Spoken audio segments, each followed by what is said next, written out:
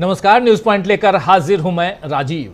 दोस्तों, बिहार चुनाव की गहमा गहमी के बीच इस समय दिल्ली सारी हलचलों का केंद्र बना हुआ है। बिहार से तमाम नेताओं के दिल्ली आने का सिलसिला शुरू हो गया है। आज दिल्ली में बीजेपी के राष्ट्रीय अध्यक्ष जेपी नड्डा के आवास पर बिहार चुनाव को लेकर पार्टी के कोर ग्रुप की बैठक हुई, जिसके लिए बिहार से एनडीए के तमाम बड़े नेता दिल्ली आए। तो वहीं पटना में पूर्व मुख्यमंत्री राबड़ी देवी के आवास पर आरजेडी की बैठक हुई, जिसके बाद अभी तेजस्वी यादव दिल्ली आ रहे हैं या शायद पहुंच भी चुके हों, और कल तक राबड़ी देवी और लालू प्रसाद दोनों दिल्ली आ जाएंगे। माना जा रहा है कि एक दो दिन में महागठबंधन तेजस्वी यादव को सीएम उम्मीदवार घोषित करने के साथ साथ 3 उप मुख्यमंत्री का ऐलान भी कर सकता है।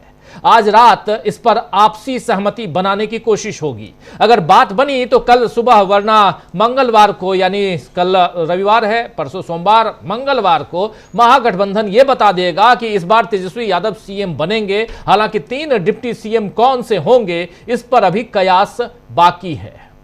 और इनमें से एक तो मुकेश सहनी हो सकते हैं, जिन्होंने पहले ही अपना दावा ठोका हुआ है। बाकी 2 और कौन होंगे? क्या कांग्रेस पार्टी से भी कोई उप मुख्यमंत्री पद का उम्मीदवार होगा? यह भी देखा जाएगा। वैसे सीट शेयरिंग को लेकर कांग्रेस और आरजेडी के बीच भी बातचीत पूरी हो गई है। ऐसी खबरें आ रही हैं भीतर से कि करीब 95% सीटों पर सहमति बन गई है, जिसमें आरजेडी को 134 से 135 सीटें, आईएनसी को यानी कांग्रेस पार्टी को 54 से 55 सीटें, जबकि पिछली बार कांग्रेस पार्टी 70 सीटों पर चुनाव लड़ी थी। सीपीआई-एमएल यानी माले जिसको कहते हैं, उसको 21 से 22 सीटें, सीपीआई को 6 सीट, वीआईपी जो मुकेश सहनी की पार्टी है, विकासशील इंसान पार्टी, उनको 15 से 16, झारखंड मुक्ति मोर्चा, राष्ट्रीय जनतांत्रिक जो गठबंधन आरएलजेपी जो है, आरएलजेपी उसको, और आईआईपी, इन सबको मिलाकर झारखंड मुक्ति मोर्चा, आरएलजेपी ये जो पार्टी है, ये रामविलास पासवान की ओरिजिनल पार्टी है। इसको फिर आईआईपी को, इन सब को मिलाकर 6 से 7 सीटें मिल सकती हैं। हालांकि इस पर अभी कोई पुष्टि नहीं आई है, लेकिन अंदाजन इस तरह का बंटवारा होगा, यह माना जा रहा है। स्क्रीन पर आप देख रहे हैं, यह माना जा रहा है।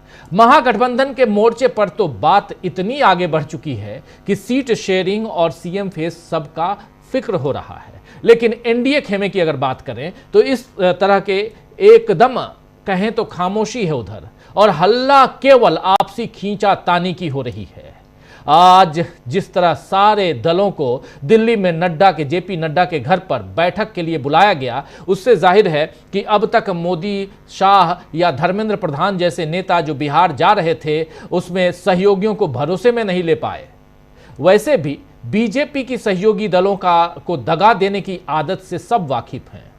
आपने देख लिया, महाराष्ट्र में एकनाथ शिंदे के नाम पर चुनाव लड़ा और फिर एकनाथ शिंदे को मुख्यमंत्री की कुर्सी से उठाकर उप मुख्यमंत्री की कुर्सी पर बैठा दिया। और इसीलिए कोई भी जुबानी वादा यहां पर लेना नहीं चाह रहा है, और कोई भी दल जो एनडीए के साथी हैं, बीजेपी के साथी हैं बिहार में, वो जुबानी वादों पर यकीन नहीं कर रहा आज की तारीख में। चिराग पासवान तो शायद मानते हुए दिख रहे हैं, क्योंकि आज उन्होंने भी अपनी पार्टी की बैठक ली, लेकिन जीतन राम मांझी, उपेंद्र कुशवाहा जैसे नेता क्या करेंगे ये देखना होगा। आज जेपी नड्डा के साथ जीतन राम मांझी की अलग से मुलाकात हुई है। उसके बाद हिंदुस्तानी आवाम मोर्चा के राष्ट्रीय प्रवक्ता राजेश पांडे का बड़ा बयान सामने आया है। राजेश पांडे ने कहा है कि मांझी जी ने अपनी बात भाजपा नेतृत्व को बता दी है। राजनीति में कोई भी दोस्त या दुश्मन परमानेंट नहीं होता है, हमारे लिए सारे विकल्प खुले हैं, बातचीत चल रही है। बिल्कुल वही जो घिसा पिटा डायलॉग है, लेकिन सबसे बड़ी बात कि कोई भी दोस्त या दुश्मन नहीं होता है। बिल्कुल सही कह रहे हैं कि राजनीति में कोई भी दोस्त या दुश्मन नहीं होता है। वहीं राष्ट्रीय लोक मोर्चा के उपेंद्र कुशवाहा भाजपा के राष्ट्रीय अध्यक्ष जेपी नड्डा से मुलाकात के लिए उनके घर पहुंचे। अभी जब हम ये प्रोग्राम कर रहे हैं, आप तक ये खबर हम पहुंचा रहे हैं तब तक शायद दोनों गठबंधनों में बैठकों का एक दौर निपट गया होगा और एनडीए के लिए मुश्किल कुछ ज्यादा बढ़ गई होगी, क्योंकि मांझी, चिराग पासवान, उपेंद्र कुशवाहा, ये सारे इनके जो दल हैं वो बीजेपी के सामने अपनी शर्तें रख चुके हैं। अगर बीजेपी इनके सामने झुके तो फिर नीतीश कुमार के सामने कैसे तन पाएगी, ये देखना होगा। नीतीश कुमार से वैसे भी उनकी पार्टी के नेता नाराज चल रहे हैं। आज नालंदा के हरनौत प्रखंड से जेडीयू के 5 बार के विधायक हरिनारायण सिंह के खिलाफ ही मोर्चा खुल गया है, क्योंकि उन्होंने अपने बेटे अनिल कुमार के लिए टिकट की पैरवी की। पार्टी के वरिष्ठ नेता संजय कांत सिंह ने कड़ा विरोध किया है और कहा है कि कार्यकर्ताओं ने चेतावनी दी है कि अगर इस बार हरिनारायण सिंह या उनके बेटे को टिकट मिला तो वो न सिर्फ उनका खुलकर विरोध करेंगे बल्कि जेडीयू को हराने की दिशा में भी काम करेंगे। नीतीश कुमार से जेडीयू संभल नहीं रहा और राज्य संभालने लायक वो रहे नहीं, और ऐसा दावा जो है वो तेजस्वी यादव कर रहे हैं, मैं नहीं कह रहा हूं, तेजस्वी यादव कह रहे हैं। ऐसे में बीजेपी नीतीश कुमार को सीएम फेज के लिए आगे रखेगी या नहीं, ये भी बड़ा सवाल है दोस्तों। हालांकि अभी बीजेपी ने जिस तरह पत्ते छिपाकर रखे हैं उससे समझ आ रहा है कि अपनी जीत का यकीन खुद उसे नहीं है, और ऐसे में जनसुराज पार्टी और प्रशांत किशोर बीजेपी का सहारा बन सकते हैं।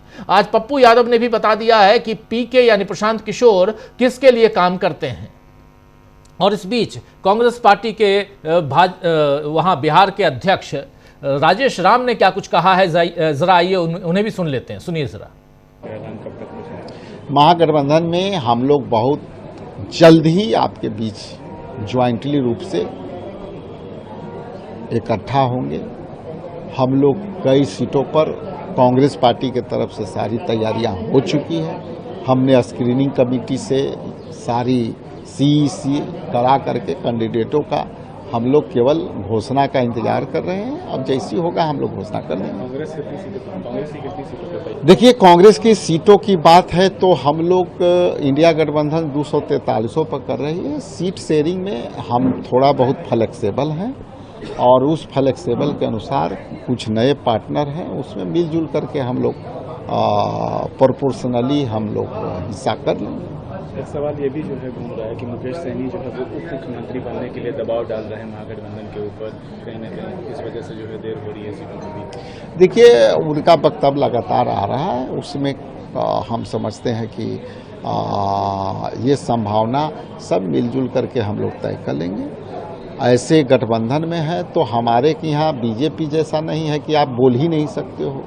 मंत्री कैबिनेट मंत्री हो, कैबिनेट का फैसला आप नहीं ले सकते हो, आप उद्घाटन शिलान्यास नहीं करा सकते हो, जो करेंगे रिमोट से मुख्यमंत्री या प्रधानमंत्री। तो ये परंपरा हमारे के यहाँ नहीं है। हमारे के यहाँ इंडिया गठबंधन में वो लोग सब बोलते हैं जो उनको अंदर भी बोलते हैं, बाहर भी बोलते हैं। में आखिर क्या लगता है क्यों नहीं अभी तक सीट शेयरिंग हो रहा है? उपेंद्र कुशवाहा भी ट्वीट कर रहे हैं कि अभी तक बात चल रही है, क्लियर नहीं दिख रही है। मांझी जी भी अपनी मांग कर रहे हैं और चिराग जी को भी देखा गया कि मनाया जा रहा है। क्या देखिए, ज्यादा जोगी मठ उजाड़, तो जहाँ ज़्यादा जोगी होंगे वहाँ मठ उजरे की संभावना हो जाती है। और ऐसे भी माननीय मुख्यमंत्री जी के पार्टी में बीजेपी के एंट्री हो गई है, तो बीजेपी के जब एंट्री होगी तो वहाँ यदि फैसला बीजेपी लेने लगेगी तो कुछ तो आपस में कन्फ्लिक्ट होगा।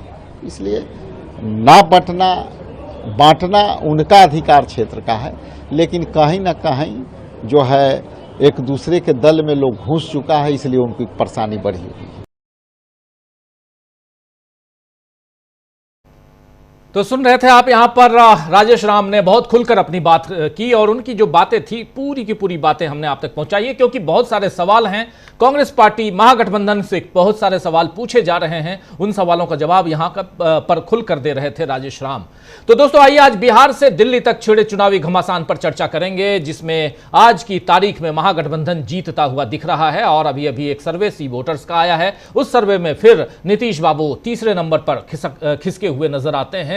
और यहां से सी वोटर्स जो है वो आप जानते हैं कि जिस भी ढंग का सर्वे देता हो, लेकिन उस सर्वे पर यकीन करना बहुत मुश्किल होता रहा। लेकिन 2024 के बाद से सबने अपने सर्वे को थोड़ा बहुत 2024 लोकसभा चुनाव की बात कर रहा हूं, जिसमें सिर्फ और सिर्फ डीबी लाइव का सर्वे सही साबित हुआ था, बाकी सारे सर्वे जो हैं वो धराशायी हो गए थे। इसीलिए यहां पर अब सब किसी न किसी रूप में अपनी विश्वसनीयता को बरकरार रखने की कोशिश में लगे हुए हैं। सी वोटर्स अपनी विश्वसनीयता कायम कर पाएगा या नहीं, ये नहीं पता, लेकिन उसका सर्वे ये बताता है कि नीतीश बाबू तीसरे नंबर पर खिसक चुके हैं। प्रधानमंत्री नरेंद्र मोदी की कुर्सी खिसकती हुई नजर आती है। बिहार में इस वक्त महागठबंधन मजबूत नजर आता है और इन सब के बीच बिहार एनडीए में घमासान मचा हुआ है। नीतीश बाबू के खिलाफ मोर्चा जो है वो खुल गया है। आखिर आगे क्या होने वाला है, इस पे